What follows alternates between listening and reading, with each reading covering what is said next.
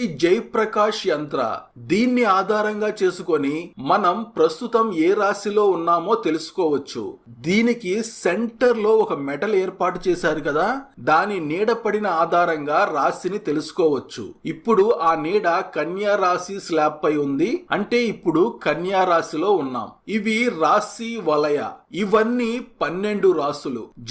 ఇది బృహత్ సామ్రాట్ యంత్ర. ఇదే ప్రపంచంలోని అతి పెద్ద సండైల్. మీకు 2 సెకండ్ల తేడాతో ఖచ్చితమైన సమయాన్ని తెలుపుతుంది. అక్కడ ఒక్కొక్క బ్లాక్ మధ్యలో గంట సమయం ఉంటుంది, ఇక్కడ ఒక్కొక్క బ్లాక్ మధ్యలో 15 నిమిషాలు ఉంటుంది. ఇది చక్ర యంత్ర.